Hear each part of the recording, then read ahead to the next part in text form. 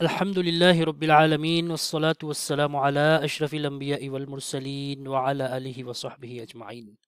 عزیز سامعین، السلام علیکم ورحمۃ اللہ وبرکاتہ۔ ہم العقیدۃ الواسطیہ، جس کے مصنف امام ابن تیمیہ رحمہ اللہ ہیں، پڑھ رہے تھے۔ اس کی شرح صالح بن فوزان حفظہ اللہ نے کی ہے، جس کا ہم مطالعہ کر رہے تھے۔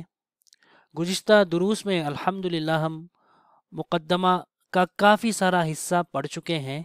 آج انشاءاللہ اسی سلسلے کو آگے بڑھاتے ہوئے ہم یہ درس آپ کے سامنے پیش کر رہے ہیں، جس میں خاص طور پر جو چیزیں ہم آج دیکھنے والے ہیں وہ ہے اما بعد کا لفظ پہلے کس نے استعمال کیا، کہاں استعمال کیا، اور اس کے علاوہ متن کو ہم پڑھیں گے، دیکھیں گے کہ صاحب کتاب ہم سے اس باب میں کس چیز کو سمجھانے کی کوشش کر رہے ہیں۔ تو چلیے شروع کرتے ہیں ہمارا یہ درس۔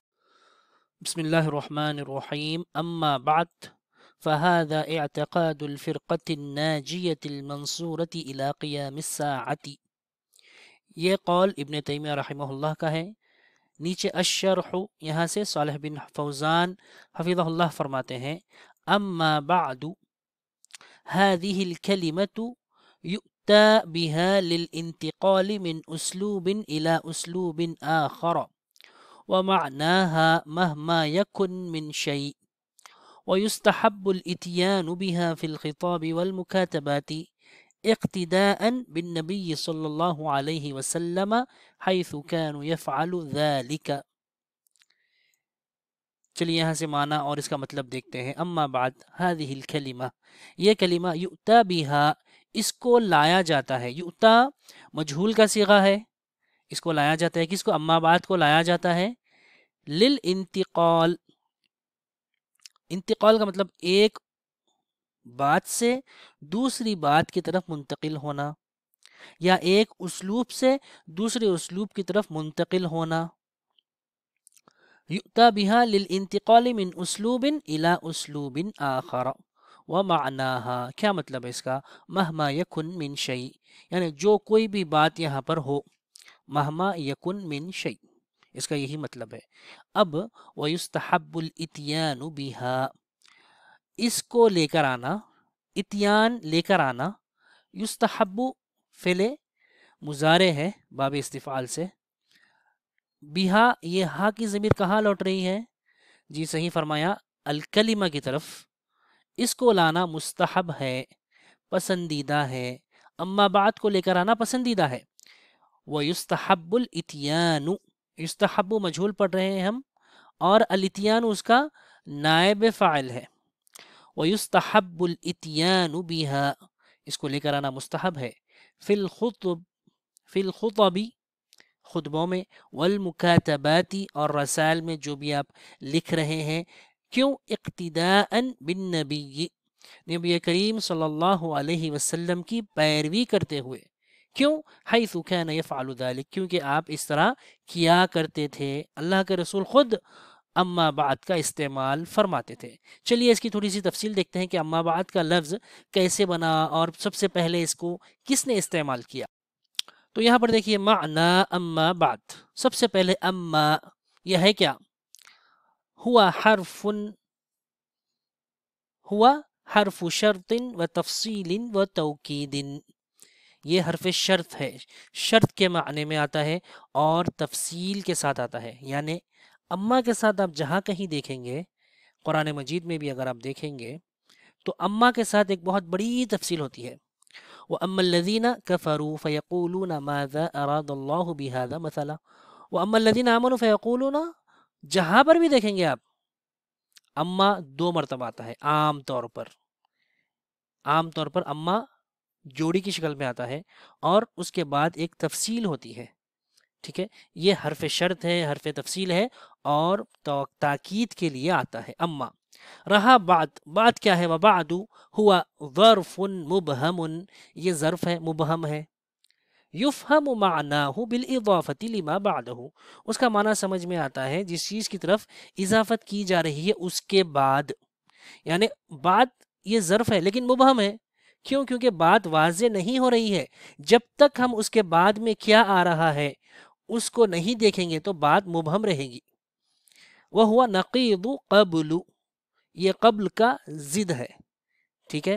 اب دیکھیے اما بعد، اس کا معنی مفہوم کیا ہے، اس کی تھوڑی سی تفصیل دیکھیے. وَتَأْتِي بِمَعْنَى الْآن، الآن اب اس معنی میں بھی آتا ہے. او یا پھر ہی عبارت عادتا ما تستخدم لتکملة الكلام والاستئناف. اس کو پورا سمجھانا مقصد نہیں ہے، اس میں آپ کو جو اہم چیز بتا رہا ہے وہاں پر دیکھیے. وعادتا ما تستعمل في مقدمات الكتب، اور عام طور پر کتابوں کے مقدمات میں اس کو استعمال کیا جاتا ہے. والخطب والرسائل، خطبوں میں اور رسائل میں. كما انها عبارت ينتقل بها المرء من موضوع الى لآخر، ایک موضوع سے دوسری موضوع کی طرف منتقل ہونے کے لیے درمیان میں اما بعد مستعمل ہے. وقد كان العرب يستخدمونها بعد تبادل الرأي في خطاباتهم. ٹھیک ہے، یہ پوری تفصیل ہے، آپ اس کا مطالعہ کر سکتے ہیں. اب دیکھیے سب سے پہلے اس کو کہا کس نے. اول من قال اما بعد قس بن ساعدہ. زیادہ تر علماء اس طرف گئے ہیں کہ قس بن ساعدہ وہ پہلے شخص ہے جنہوں نے اما بعد کا استعمال فرمایا ہے.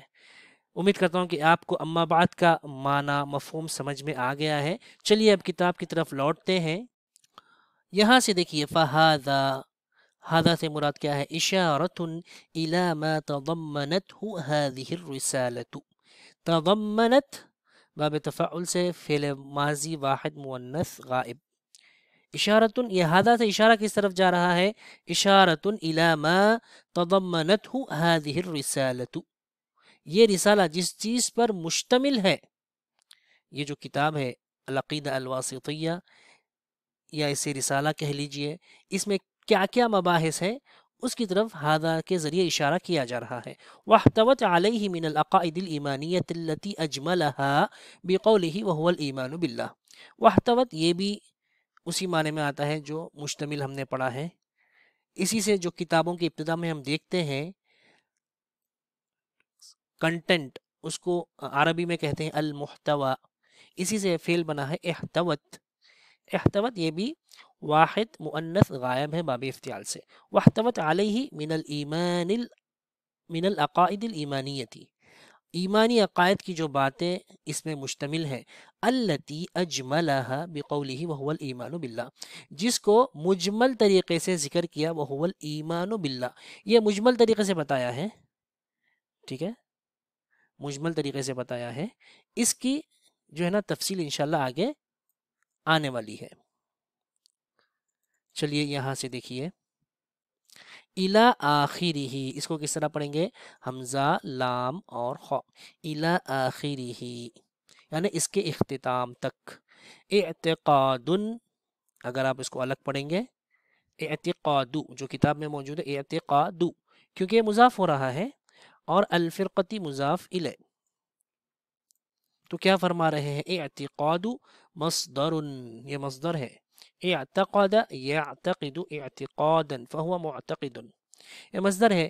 کیا معنی میں آتا ہے؟ اعتقد كذا اذا اتخذه عقیدة، جب اس نے اس کو اپنا عقیدہ بنا لیا، یعنی اس چیز کو اپنے دل و دماغ میں اس نے راسخ کر لیا. والعقیدۃ ہی ما یعقد علیہ المرء قلبہ، عقیدہ کسے کہتے ہیں؟ ہر وہ چیز جس کو انسان اپنے دل میں کیا کر لے، اس کو مضبوطی سے مان لے، اس پر یقین کر لے اس کا دل، اسی کو عقیدہ کہتے ہیں. تقول اعتقدت کذا ای عقدت علیہ القلب والضمیر، میرا دل اور میرا ضمیر اس بات پر کیا ہے؟ گواہ ہے، یا پھر وہ اس چیز کو دل کی گہرائیوں سے اس چیز پر ایمان رکھتا ہے، عقیدہ رکھتا ہے اور یقین کے ساتھ اس کو مانتا ہے. وَأَصْلُهُ مَأْخُوذٌ مِنْ عَقْدِ الْحَبْلِ إِذَا رَبَطَهُ، یہ دراصل کس سے بنا ہے؟ حبل یعنی رسی، رسی کو باندھنا، رسی کو باندھنا. ای اذا ربطہ، جب اس کو باندھا جاتا ہے تو اس وقت عقد الحبل اس طرح اہل عرب جملہ استعمال کرتے تھے. ثم استعمل، کیونکہ حمزہ وصلیہ ملا کر پڑھیں گے. ثم استعمل فی عقیدۃ القلب وتصمیمہ الجازم، پھر اس کے بعد اس کا استعمال ہونے لگا دل کے عقیدے کے بارے میں، یعنی دل میں کسی چیز کو یقینی طور پر مان لینا. وتصمیمہ الجازم، جازم یعنی پختہ، اور تصمیم یعنی کسی چیز کا خاکہ، کسی چیز کا ڈیزائن، کسی چیز کا خاکہ اپنے دل و دماغ میں اس کو، اس خاکے کو جزم کے ساتھ، یقین کے ساتھ رکھ لینا. الفرقتی ای الطائفتی والجماعتی، فرقہ کا کیا معنی فرماتے ہیں؟ الطائفہ ایک گروہ، والجماعہ اور جماعت، الناجیتی ناجیہ نجات پانے والی. یہ فرقہ کون سا ہے؟ یہ طائفہ کون سا ہے؟ نجات پانے والا ہے. التی سلمت من الہلاک والشرور فی الدنیا والآخرہ، جو سلامت ہے، محفوظ ہے ہلاکت سے اور شرور اور فتن سے دنیا اور آخرت میں. وحصلت علی السعادتی، اور اس کو سعادت نصیب ہونے والی ہے، یا سعادت نصیب ہو چکی، کیونکہ حصلت فعل ماضی ہے. اور اس فرقے کے بارے میں اللہ کے رسول نے خود فرمایا کہ یہ فرقہ کیا ہوگا، آگے دیکھیں گے ہم. وَهَذَا الْوَصْفُ مَأْخُوذٌ مِّن قَوْلِهِ صلی اللہ علیہ وسلم، یہاں جو فرما دیا کہ ان کو سعادت حاصل ہوگی، نیک بخت لوگ ہوں گے. کیوں؟ کیونکہ اللہ کے رسول نے خود فرما دیا لا تزال طائفة من امتی علی الحق منصورۃ، یہی ہمارا استدلال ہے. منصورۃ یعنی ان کی مدد کی جائے گی. لا یضرهم من خذلهم حتی یأتی امر اللہ، ان کو کوئی نقصان نہیں پہنچا سکتا، ان کو کوئی نقصان نہیں پہنچا سکتا. تو امید ہے کہ آپ کو یہ درس سمجھ میں آ گیا ہے الحمدللہ. آنے والے دروس میں انشاءاللہ ہم یہاں سے کتاب کا مطالعہ کریں گے. آپ تمام سے گزارش ہے کہ ان ویڈیوز کو اختتام تک دیکھیں. مزید آپ کو کوئی چیز سمجھ میں نہ آئے تو آپ ہم سے براہ راست رابطہ کر سکتے ہیں ویڈیوز میں کمنٹ کے ذریعے، یا پھر آپ ہمارے واٹس ایپ پر چیٹ کر کے آپ کے جو بھی اشکالات ہیں اس کو دور کر سکتے ہیں. اللہ سے دعا ہے کہ اللہ تعالی ہمیں ان چیزوں کو کہنے سننے سے زیادہ ان پر عمل کرنے اور ہمارے عقیدوں کو مضبوط بنانے کی اللہ تعالی ہمیں توفیق عطا فرمائے. والسلام علیکم ورحمۃ اللہ وبرکاتہ.